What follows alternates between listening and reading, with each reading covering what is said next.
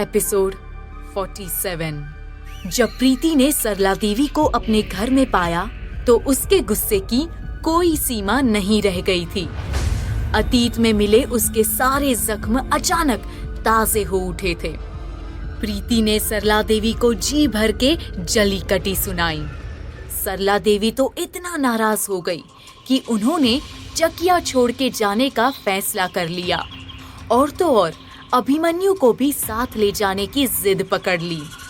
बात को हाथ से निकलते देख अभिमन्यु प्रीति के पास गया, पर वो उसे समझाने की कोशिश करता उससे पहले ही प्रीति एक बार फिर आग बबूला हो गई। अभिमन्यु के सामने तो उसने सारी हदें पार कर दी, ना जाने क्या क्या कह डाला उसे। इतने में भी जब प्रीति को तसल्ली नहीं मिली तब उसने अभिमन्यु का दिया मोबाइल तोड़कर उसे आग के हवाले कर दिया। रिश्तों के बढ़ते जख्म एक बार फिर लहूलुहान हो उठे थे। पूरा मेन गेट का एरिया धुआंधार हो चुका था। प्रीति और अभिमन्यु दोनों किसी दुश्मन की तरह आग के आर पार खड़े थे और एक दूसरे को घूरे जा रहे थे। तभी अचानक से जलते हुए फोन पर पानी की बौछार हुई और आग बुझ गई। गुस्से से भरी एक आवाज की गूंज ने माहौल को हिला कर रख दिया। ये क्या पागलपन है प्रीति? मेरे बेटे को मारना चाहती थी क्या? दीनदयाल ने जलते हुए फोन पर पानी फेंका था। उसके पीछे से सरला देवी वहां आ गई। सरला देवी प्रीति को घूरे जा रही थी, जैसे वो अभी उसे कच्चा चबा जाएगी। प्रीति चिल्लाकर बोली, इतनी भी पागल नहीं हूँ मैं कि किसी को मार कर मैं सारी जिंदगी जेल में सड़ूं। मैं तो सिर्फ आपके बेटे का तोहफा लौटा रही थी। सरला देवी ने अभिमन्यु की तरफ देखा। उसके जख्म की वजह से शर्ट पर अच्छा खासा खून आ चुका था। सरला देवी ये देखते ही बौखला गई और तीखी नजरों से प्रीति को घूर के कहा, जेल तो मैं तुम्हें भिजवा कर रहूंगी।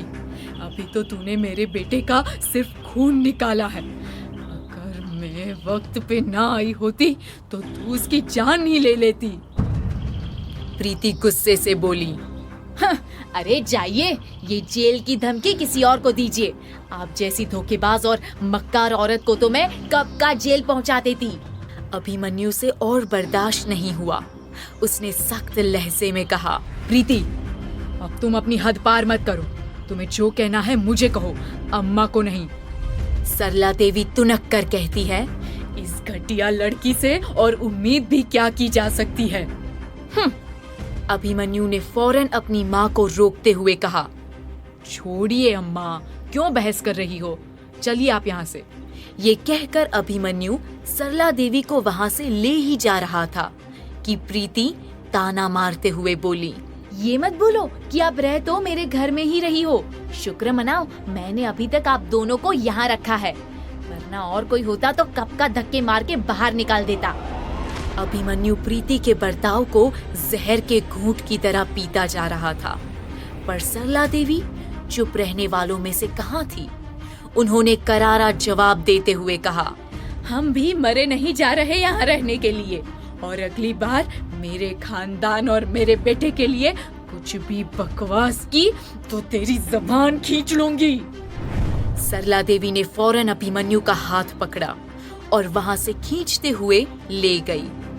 दीनदयाल भी सर झुकाए सरला देवी और अभिमन्यु के पीछे चला गया। अभिमन्यु धीमी आवाज में अपनी अम्मा को बोल रहा था, क्या कर रही हो अम्मा?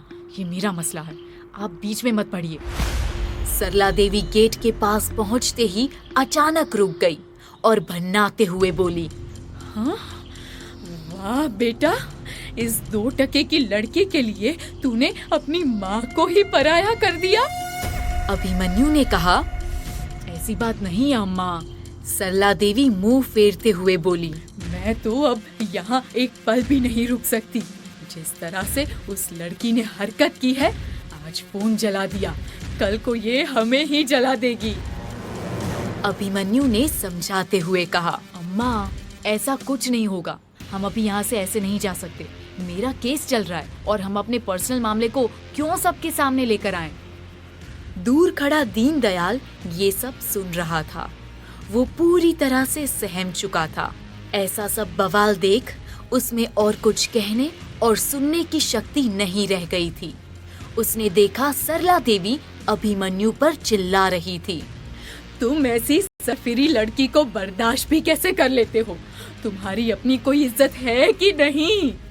अभिमन्यु मायूस हो गया और धीमी आवाज में बोला, अम्मा, आप गलत सोच रही हैं। आप अभी बहुत गुस्से में हैं। घर चलिए और शांत दिमाग से मेरी बात सुनिए। सरला देवी से चुप नहीं रहा गया और उन्होंने कहा, अगर जरा भी शर्म हया बची है तो तू इसी वक्त मेरे साथ यहाँ से चलेगा, वरना समझ लेना तेरी माँ मर गई तेरे लिए। इसी गहमा गहमी के बीच सरला देवी घर के अंदर गई और अपना सूटकेस लेकर बाहर जाने लगी। अभिमन्यु ने उन्हें बीच में ही रोक रखा था, पर सरला जी तनतनाते हुए गेट तक पहुंच गई। प्रीति अभी भी अपने दरवाजे पर खड़ी सारा तमाशा देख रही थी। प्रीति के चेहरे पर तनाव साफ दिख रहा था।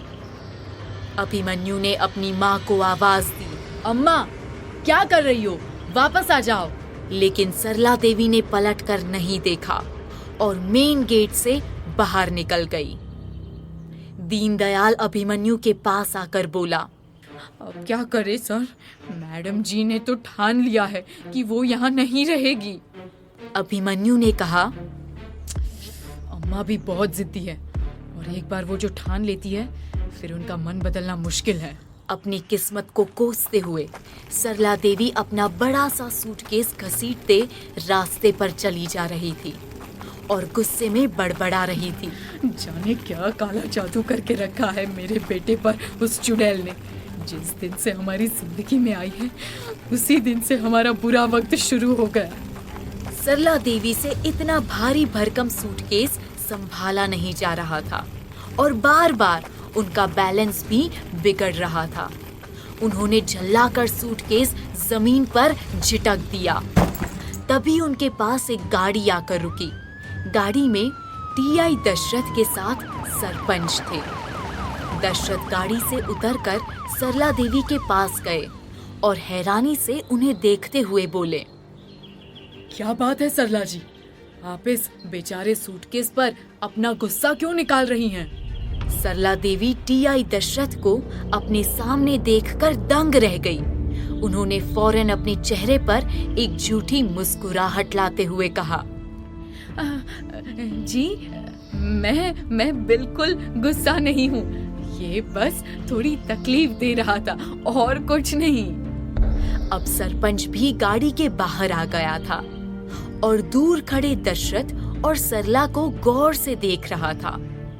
दशरथ असमंजस भरी आवाज में सरला देवी से बोले, इतनी सुबह आप जा कहाँ रही हैं? इस सवाल से सरला जी का मुंह उतर गया और रूखेपन से उन्होंने जवाब दिया, मजबूरी में जाना पड़ रहा है। मैं उस चुड़ैल के घर में और नहीं रह सकती और ना ही अपने बेटे को रहने दूंगी। सरला देवी को एहसास भी नहीं हुआ कि उनके गुस्से से भरी ये आवाज सरपंच के कानों में भी पड़ चुकी थी।